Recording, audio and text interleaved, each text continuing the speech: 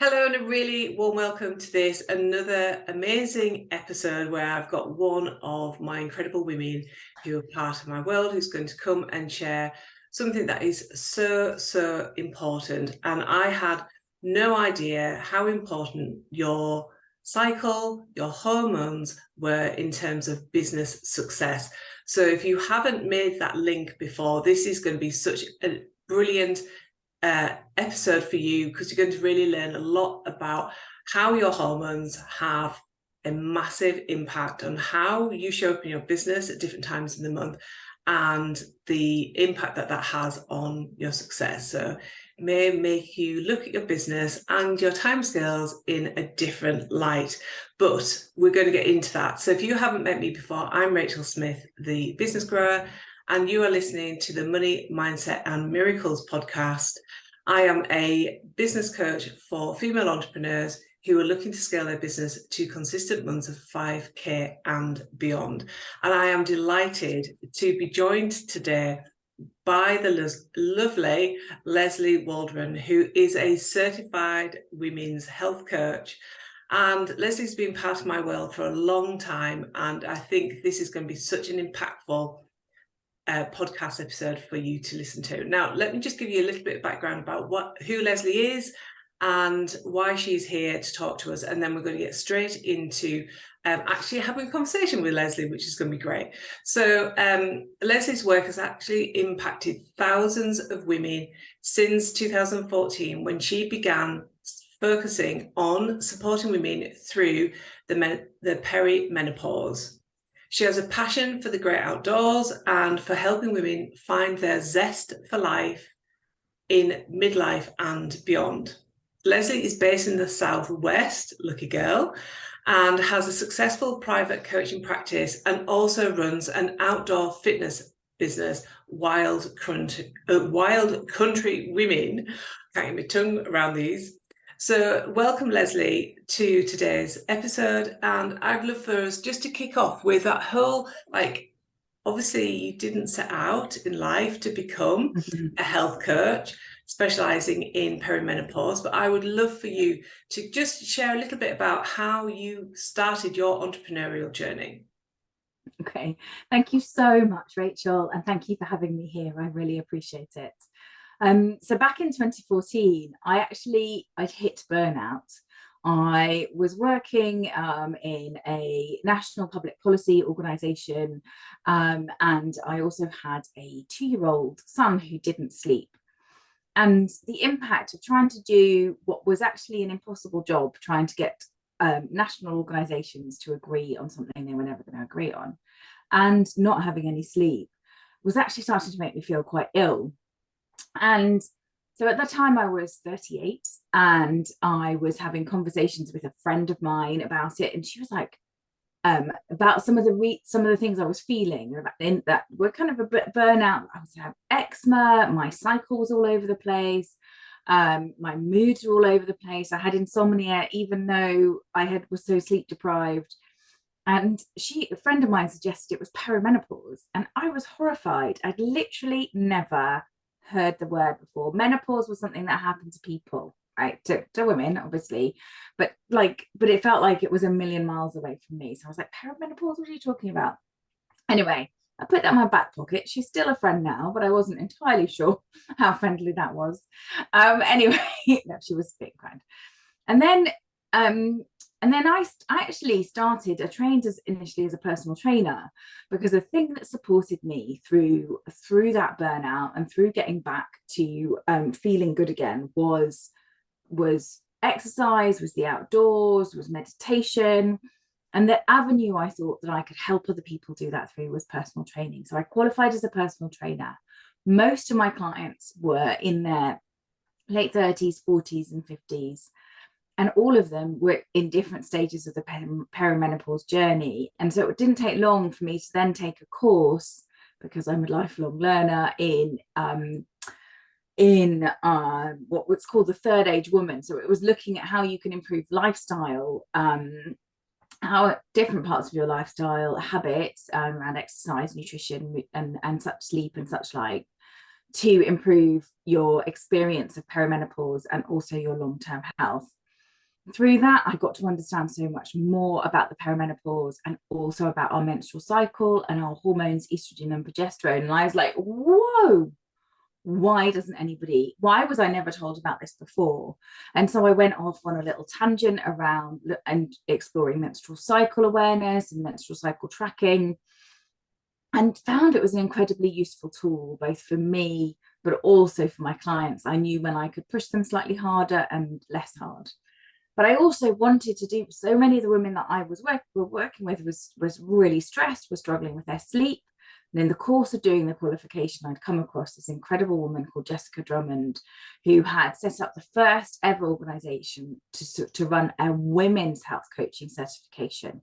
So all of the evidence that they were using was as women specific as possible. And as many people know, there's not actually nowhere near as enough evidence around women as there are men. And so that course and information continues to evolve. And because I wanted to be able to serve my clients better and deeper.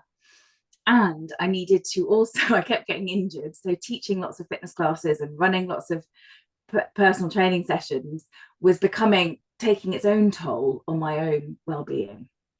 So I transitioned away from doing quite as much in terms of fitness and into one-to-one health coaching. And it now means that I can coach people all over the country and indeed all over the world. I've had clients from the States and different parts of Europe, which has been brilliant. And I love it, which is amazing. And it's really interesting that you were first, your attention to the perimenopause was first, like you were 38. Yeah. And for me, I was 43, and it was my younger sister who started to have like terrible fatigue in her life. And she started looking at all sorts of different causes for it. And she realized that she was in perimenopause. And she said to me, I think you might have this as well. And I honestly, and I appreciate that was kind of 7 years ago, and there's so much more information and awareness now about the perimenopause and the menopause. Now I knew about the menopause, but I didn't understand about what the perimenopause was or how impactful that was.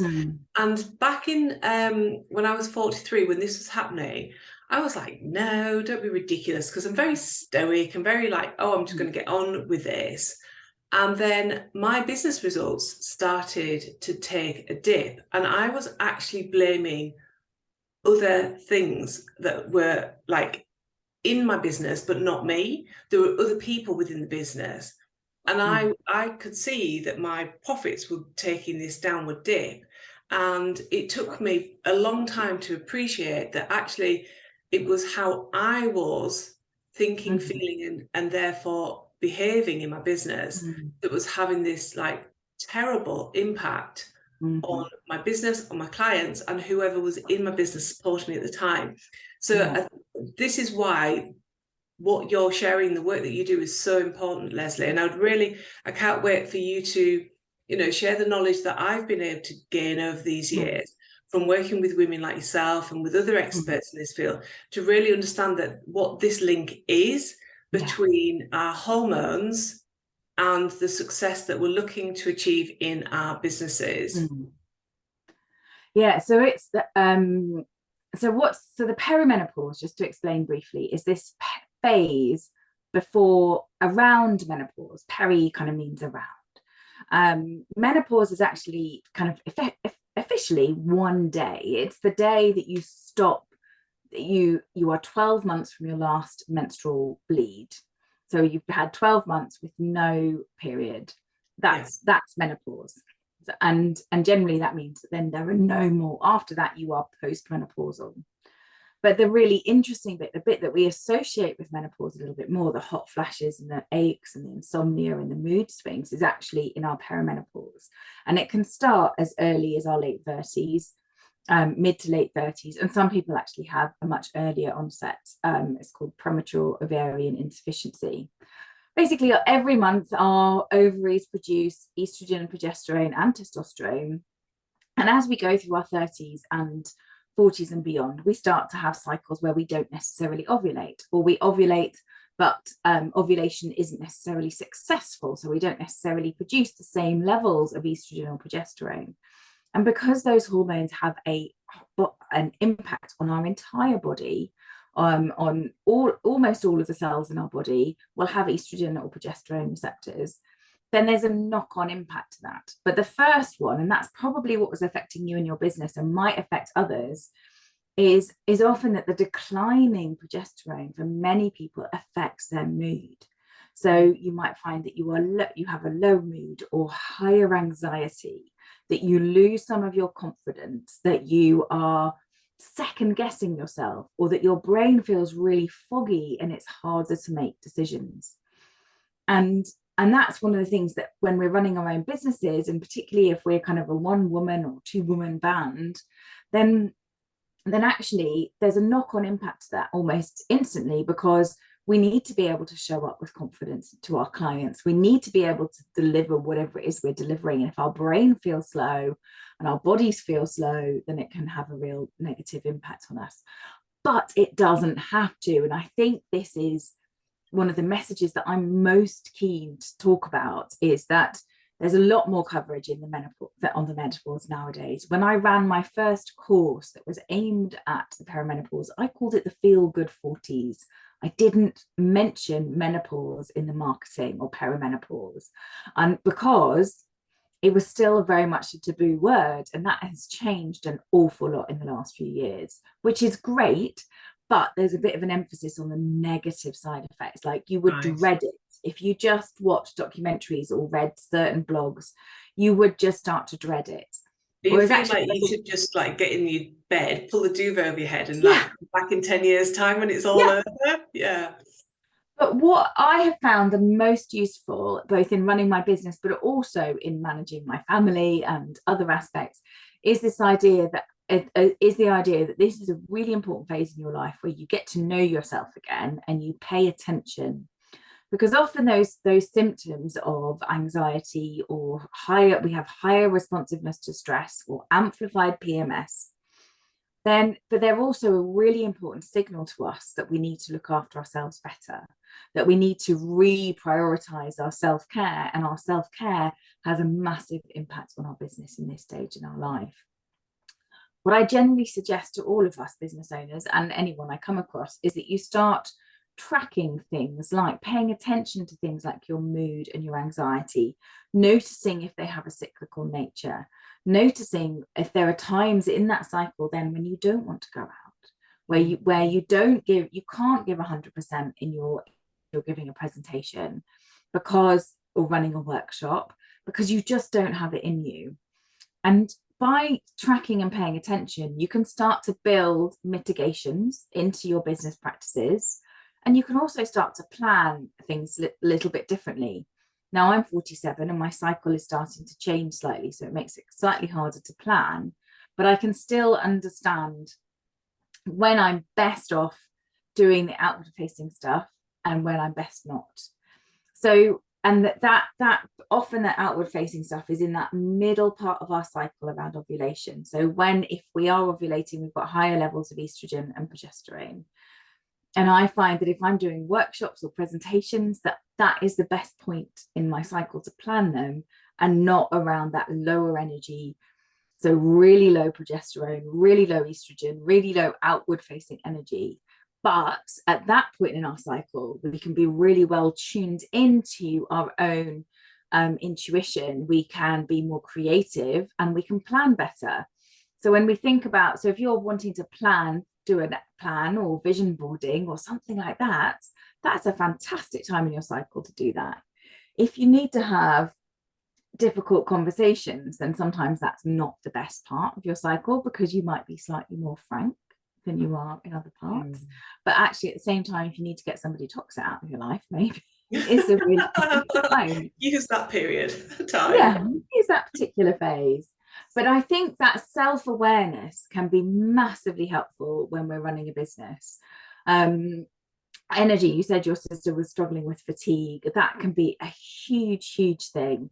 But actually making certain tweaks to your diet and sleep and rest, or perhaps even for that week or so in the month where your energy is on the floor, you actually go, right, well, I need to go to bed earlier. I need to make sure that I eat really well. I need to dial it back on any exercise that I've got planned. And I need to make sure there are gaps between meetings in my diary, things like that. So that allowing yourself to go, this is what's happening to me, and it's not a bad thing. It's an opportunity for me to explore how to look after myself better, because the habits that we create in perimenopause will pay off in the long term, both for our businesses, but also for our long-term health, which I think is actually even more important. So it is, and I think, you know, what you're describing is very much about it's quite challenging for women, because we are raised, or we have been raised, in a very masculine way, in the masculine energy, which is like, take action, be hustly, bust through things. Whereas actually this is about the feminine, isn't it? It's about recognizing that we are women and we are quite different from men, and therefore those things that you're talking about self-care, self-awareness, and harnessing your cycle rather than fighting against it, it's very much about moving into accepting and practicing being in that feminine energy, and using it in a positive way, which you know, I've got a teenage girl, and the first time we talked about like her cycle, like, I remember that conversation that I had with my mum, and it was really negative. And my conversation with my daughter was really positive. It was like, this is how you use your cycle. I mean, she thought I was some sort of mad witch. And I'm sure it's a conversation I'm going to have with her many times. Yeah. But I just, you know, I love the fact that, you know, our daughters and the next generation are going to understand much more about the feminine power than we did. Like, we've had to get to our 30s and our 40s to understand that there is such power in that cycle, even in a changing cycle, that you can use that in your business. And you've just described it in the most elegant way, Lesley. Thank you. Yeah. It's interesting. My 13-year-old daughter, what is not interested in me talking about this to her either. So she's got a little stack of books and she knows where I am.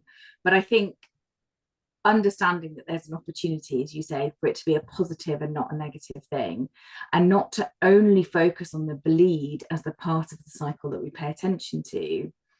I remember coming across the work of Alexandra Pope and Shani Hugo Wurlitzer at Red School, and how there was something in there that was about, they've got a book called Wild Power, which is about the menstrual cycle, and another one that's also about menopause. And I remember something about that, about how you bleed is how you end up experiencing, will impact the whole of the rest of your cycle. And so allowing rest makes a massive difference. And in perimenopause, I feel that that becomes really much more important. And in our businesses too, it's a bit like if you're watching, a tree does not bloom all of the time. Even an evergreen tree does not produce blossoms or fruit all of the time. It knows that there's a time to blossom and a time to retract. And we can learn that lessons. And we're much more connected to that as women because we have a cycle.